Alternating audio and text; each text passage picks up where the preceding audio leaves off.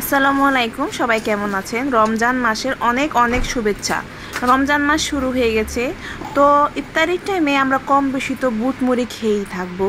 এর জন্য তো বুট অবশ্যই রান্না করতে হবে। এর জন্যই আমি আজকে বুট রান্না করে ফেললাম। দেখুন কিভাবে আমি বুটটি রান্না করলাম। বুটটি তার আগের দিনই আমি ভিজিয়ে রেখেছিলাম পানি দিয়ে, তারপরে চুলায় সিদ্ধ করে নিয়েছি, একদম নরম করে ফেলেছি, কারণ বুটটা নরম কম হলে মুড়ি দিয়ে খেতে একটু সমস্যা হয়। যাই হোক, আমি কিন্তু বুটটা ভুনে একটু অন্যরকমভাবে, যেভাবে মাংস যেভাবে কষাই আমি বুটটা কিন্তু সেভাবেই কষিয়ে থাকি।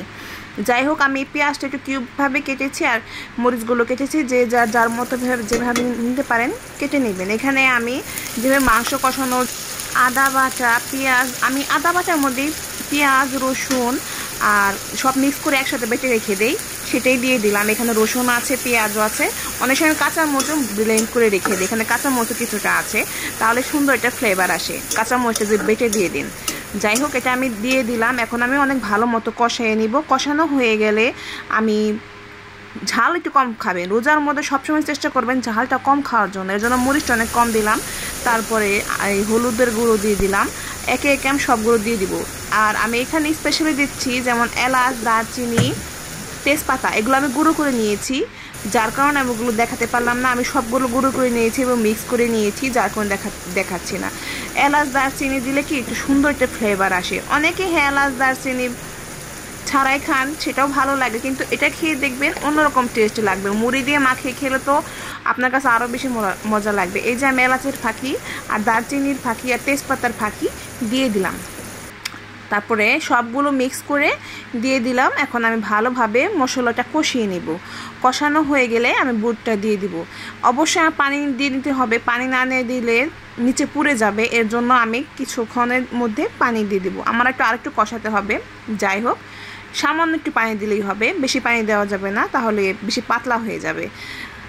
যাই হোক, তারপরে আমি এখন দিয়ে দিলাম পানিটা দিয়ে দেওয়ার পরে এটা ভালোভাবে ফুটিয়ে নিব। এতো ফুটানো আমি ভালোভাবে নিয়ে নিলাম, ভালোভাবে এটাকে আমি মিক্স করে নিয়ে নিব। আর এই তো আমার কষানো হয়ে গেছে। তেলটা উঠে গেলে মনে করবেন কি কষানো হয়ে গেছে। তেলটা যখন ভেসে ওঠে তাহলে যে কোনো রান্নার ক্ষেত্রে বুঝতে পারবেন যে কষানো হয়ে গেছে। এখন আমি বুট দিয়ে দিব। যাই হোক, আমি সিদ্ধ করা বুটগুলো এখন দিয়ে দিব। সিদ্ধ করা বুটগুলো দিয়ে দিলাম।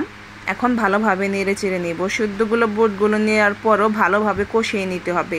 আপনি এটি যত মাংসের মতো বুটটা কষিয়ে নেবেন ততই ফ্লেভারটা অনেক ইয়াম্মি আসবে, মনে হবে যে আপনি মাংসই খাচ্ছেন।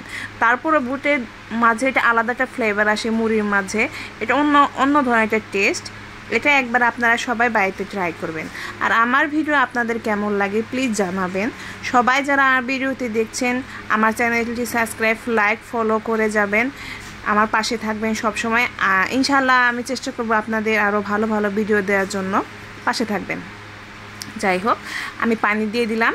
এখন পানি দিয়ে দেওয়ার পর আমি পানি একটু বেশি দিই বুটের মধ্যে, কারণ আমার মুড়ি বানানোর ক্ষেত্রে পানি একটু বেশি লাগে, কারণ আমি এক্সট্রা কোনো ঝোল রাখি না। অনেকে বুট বানানোর ক্ষেত্রে এক্সট্রা ঝোল রাখেন।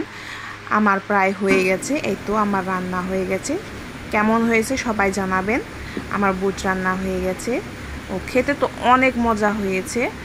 বাসায় ট্রাই করে দেখবেন এভাবে রান্না করে। আল্লাহ হাফেজ, সবাই ভালো থাকবেন।